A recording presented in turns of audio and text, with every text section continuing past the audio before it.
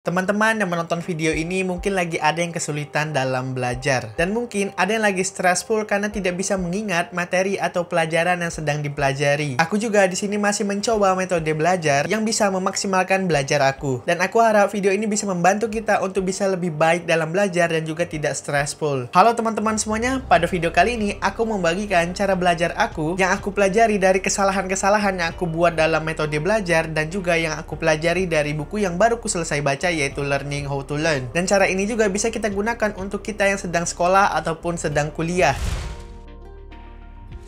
Cara belajar aku yang pertama ialah dengan cara menggunakan metode Active Recall. Active Recall ini adalah metode belajar untuk kita yang ingin mengingat materi yang sedang kita pelajari. Teman-teman biasanya setelah mempelajari materi A dan kemudian minggu depannya dosen atau guru menanyakan materi minggu lalu yang dipelajari. Dan saat ditanya, teman-teman lupa dengan materi yang ditanyakan. Jika demikian, kita bisa menggunakan Active Recall untuk bisa mengingat pelajaran yang sedang kita pahami dan juga ingin kita ingat. Jadi dalam belajar itu ada namanya kurva belajar. Teman-teman bisa melihat grafik kurva belajar ini. Ini adalah kurva belajar kalau teman-teman belajar di hari pertama. Pada hari pertama, memori atau pelajaran yang sedang kita pelajari itu sangat rentan. Yang mana memori ini akan bisa lupa seiring berjalannya waktu. Tapi ketika teman-teman menggunakan metode belajar Active Recall, kurva belajar ini akan kembali ke bentuk pertamanya seperti di hari pertama kita belajar. Dan seiring berjalannya waktu kita menggunakan Active Recall, ingatan materi yang kita pelajari itu akan tersimpan di memori jangka panjang. Metode Active Recall ini teman-teman bisa melakukannya dengan cara menggunakan flashcard atau Anki yang biasanya aku gunakan, bisa juga membuat mind mapping tanpa melihat modul, atau kita juga bisa dengan bercerita atau mengajari orang lain.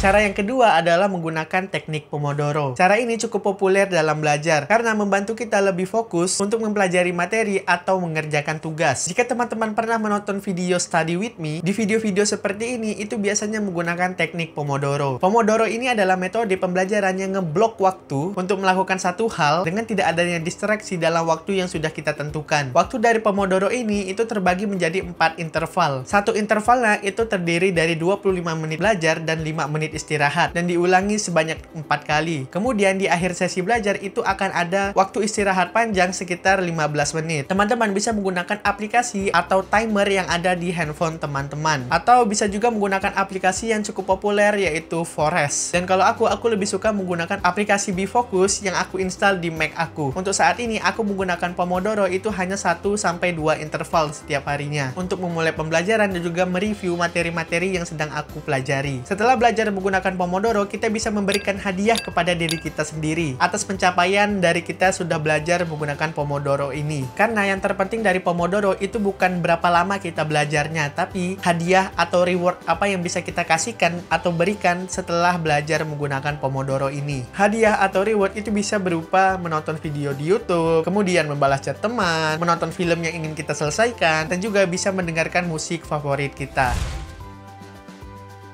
Cara yang ketiga yaitu cari teman belajar. Jika teman-teman masih stressful karena pembelajaran atau materi yang sulit dipahami, kita bisa mencari teman belajar yang seperjuangan untuk mempelajari materi atau pembelajaran yang sedang kita pahami. Aku biasanya jika ada materi atau pelajaran yang sulit aku pahami, pasti aku chat atau menelpon teman aku yang bisa dibilang memiliki pemahaman lebih dalam pelajaran ini. Dengan cara kita meminta bantuan kepada teman, kita secara langsung bisa belajar menyelesaikan kebingungan yang sedang kita hadapi. Dan juga dengan adanya teman belajar ini, itu ada dorongan atau motivasi untuk tidak menunda-nunda pelajaran atau malas-malasan karena kita memiliki teman seperjuangan untuk belajar bersama-sama. Dengan adanya teman belajar juga kita bisa sharing satu sama lain. Dengan cara ini juga kita bisa mengaktifkan metode yang pertama yaitu metode Active Recall. Bisa juga kita membuat atau join grup belajar yang ada di sekitar kita. Biasanya di dalam kelompok belajar kita bisa lebih terbuka dengan pemikiran-pemikiran orang lain karena kita bisa saling sharing satu sama lain.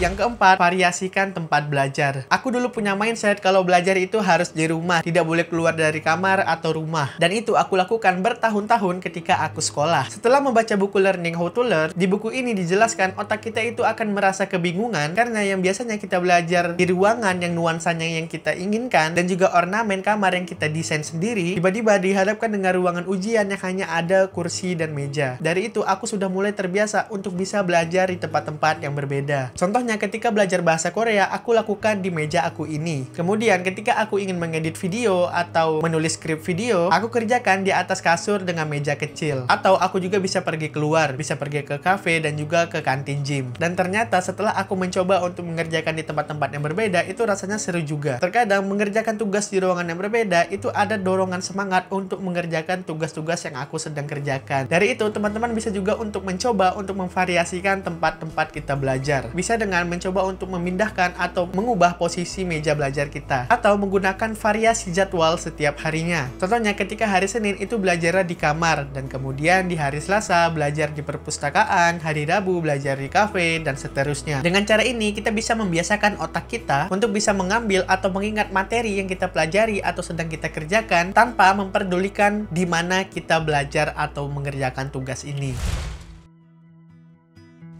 Dan cara yang kelima, itu tidur cukup. Tidur cukup juga menjadi faktor kita untuk bisa belajar lebih baik lagi. Karena ketika kita bisa mendapatkan tidur yang cukup atau berkualitas, otak kita menjadi lebih berenergi untuk mempelajari materi yang baru. Dan juga ketika habis bangun tidur dari tidur yang cukup, otak kita itu di-refresh kembali. Dan kita bisa lebih menangkap dan memahami materi atau pelajaran yang sedang kita dalami atau sedang kita kuasai. Tidur yang cukup juga membantu otak kita untuk menyimpan materi atau ingatan yang sudah kita pelajari ke otak yang menyimpan memori jangka panjang. So, mulai sekarang kita bisa lebih aware dengan tidur yang cukup untuk kita bisa lebih fokus dan tidak pusing ketika belajar dan juga mengerjakan tugas-tugas kuliah ataupun sekolah. Apa yang aku jelaskan tadi itu aku dapatkan dari buku Learning How to Learn. Aku sarankan kepada teman-teman semua untuk membaca buku ini jika teman-teman masih struggle dalam belajar. Karena masih banyak cara-cara belajar yang efektif dijelaskan dalam buku ini. Aku sekarang lagi suka membaca buku-buku dengan tema pembelajaran. Dan buku yang sedang aku baca sekarang ini yaitu buku Limitless dan juga Building a Second Brain. Jika buku ini memberikan insightful yang begitu banyak, mungkin akan aku bahas pada video-video selanjutnya. Jika teman-teman memiliki cara belajar yang efektif, teman-teman bisa sharing pada kolom komentar video ini. Terima kasih juga untuk teman-teman yang sudah menonton video ini dari awal hingga selesai. Aku Khairul dan sampai jumpa di video selanjutnya.